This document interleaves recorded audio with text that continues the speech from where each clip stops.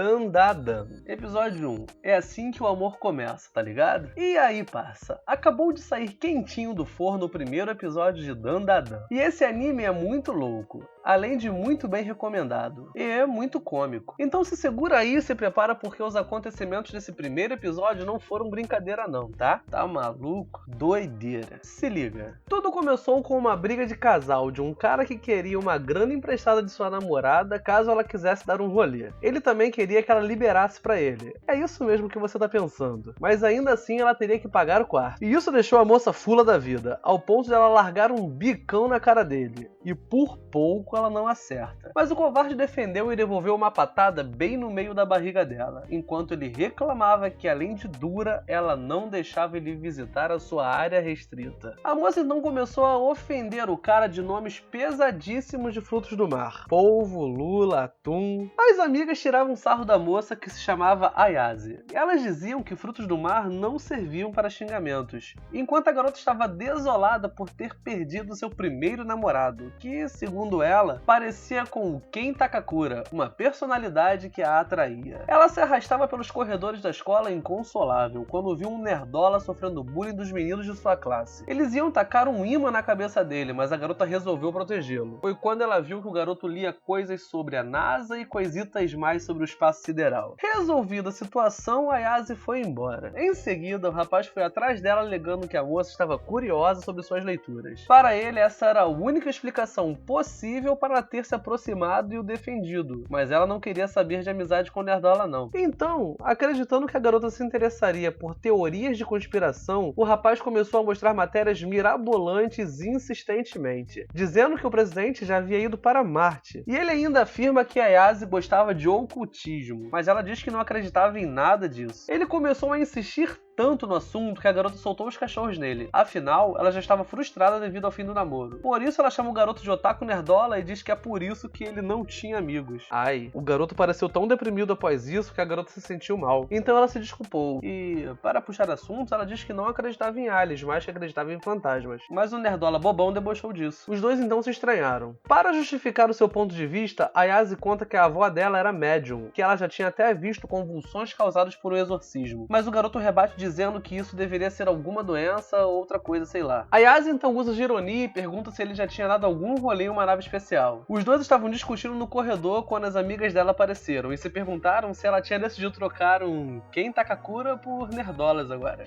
Mediante o impasse, a Ayase propõe uma disputa. Se ela provasse a existência de fantasmas, o garoto teria que virar o seu serviçal. Então o garoto rebate dizendo que ele é quem provaria a existência de OVNIs e que ela é que teria que virar a serviçal dele. Seguindo o acordo, a garota vai parar em um hospital abandonado. O garoto, que agora ela chamava de Doutor Ocultismo, havia dito que ali era o santuário de UFOs, que era só chamar do telhado e ela seria abduzida. Os dois começaram a tagarelar sobre essas coisas de ser abduzida, e a garota desacreditava que o Doutor Ocultismo já havia passado por tal experiência. Ele tenta argumentar que era possível que sim, fala até de hipnose regressiva, mas isso não cola pra ela não, parça. Já o rapaz havia chegado em um outro lugar, onde a garota dizia ser um ponto de fantasmas, pois, segundo o pessoal da internet, ali sempre tinha manifestações. Os dois batiam papo enquanto vasculhavam os locais. A Ayase então começa a contar que sempre teve que fazer rituais de proteção e que era zoada na escola por isso. Mas ela fazia isso para a avó dela não ficar brava, até que um dia um menino que ela gostava tirou sarro dela também. Foi quando ela parou de fazer o ritual e brigou com a avó. Mas depois ficou tudo bem, pois era a avó que cuidava dela, e ela respeitava demais as crenças da matriarca. O problema era de quem tirava sarro. A Ayase também quis saber o porquê do Dr. Ocultismo acreditar em aliens, mas ele desconversou. Disse apenas que não precisavam de motivos para isso. Foi aí que o garoto encontrou uma série de pegadas de sangue vindo na sua direção, e quando se virou, deu de cara com a assombração de uma bruxa velha, que fez uma proposta um tanto quanto indecorosa. Ela queria dar os opais dela em troca do pacote dele. Que assombração safadinha. Não deu outra. O moleque deu no pé. A garota tentava avisar pelo telefone que ele não deveria correr, mas ele não estava nem aí. A parada é que ele seria perseguido pela vovó Turbo e caso fosse alcançado, seria amaldiçoado. A garota quis voltar para ajudar o Dr. Ocultismo, mas se deu conta que estava sendo observada por alguns seres esquisitos que rasgaram as vestes da moça quando a capturaram enquanto ela tentava fugir. A garota acordou presa em uma cadeira estranha e cercada por essas criaturas que diziam ser do planeta Serpos. Eles se diziam um povo amistoso, mas a garota rebateu dizendo que povos amistosos não capturavam garotinhas, ainda mais rasgando suas vestes. Os serpoanos explicaram que a espécie deles tinha apenas machos, portanto eles capturavam mulheres para a reprodução. Por isso eles queriam as bananas dela e iam pegar com isso aqui. Tá cada vez mais doido isso. Eles disseram que depois do ato iriam extrair o útero e a banana dela para fim de estudos. A garota então entrou em parafusos. Afinal, ela não tinha liberado o celular nem pro ex-namorado dela, e agora estava prestes a se perder para uns alienígenas malucos. O seu lacre estava guardado para algum Kentakakura que ela ainda iria conhecer pela vida e não para aliens. O serpoano então começou a usar telecinesia com a intenção de deixar a Yase acesa antes de começar o ato. Só que o telefone tocou chamando a atenção dos aliens, e ao pegar o telefone, o serpoano levou um soco de um braço sinistro que atravessou a tela, bem antes da vovó tarada Turbo atravessar a tela também, igual a garotinha do chamado. A assombração começou a atacar os aliens e isso extrapolou qualquer noção de normalidade, porque eram fantasmas versus aliens. A vovó pede perdão à senhorita Yase, então descobrimos que isso na verdade vinha do Dr. Ocultismo, que estava amaldiçoado e possuído pela velha. Os aliens tiraram seus disfarces de humanos e começaram a revidar, pois eles queriam pegar a banana do Dr. Ocultismo também. O garoto leva um golpe telepático tão forte que o afunda na parede, e começa a dizer que o que eles quisessem dele poderiam levar, pois ele sempre quis conhecer aliens. Mas, por mais que ele os chamasse, eles nunca vinham, e que ele vivia sem amigos, então queria ser amigos de seres de outro planeta. Mas mesmo assim, ele não deixaria que mexessem com a senhorita Yase, porque ela foi a única que o enxergou e o defendeu. Então ele levou outro golpe e isso foi o bastante para ele se render.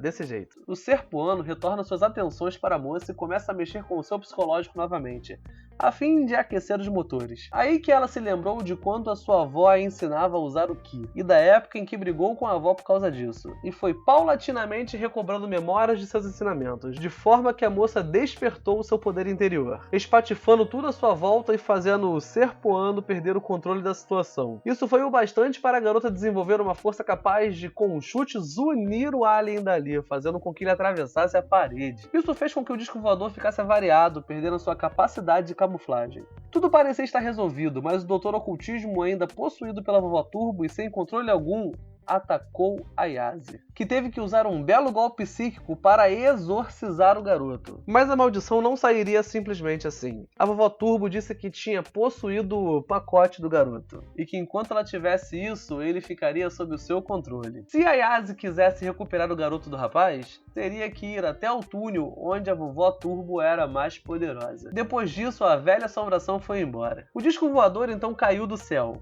Pronto, agora a Yase acreditava em aliens e o Dr. Ocultismo acreditava em fantasmas. O garoto decidiu ir logo atrás da vovó Turbo para quebrar a maldição, e ele queria ir sozinho. Mas a garota percebeu que seu poder psíquico era a única coisa capaz de impedir que a maldição tomasse conta do corpo dele. Então o Dr. Ocultismo pediu que a moça vestisse as roupas, senão ele não iria conseguir falar com ela direito. Essa fala do Dr. Ocultismo fez o coração de Ayase acelerar. Aquelas seriam as mesmas falas ditas por Kentakakura. Então, para manter a compostura, ela disfarça e pergunta o nome do garoto. E ele responde.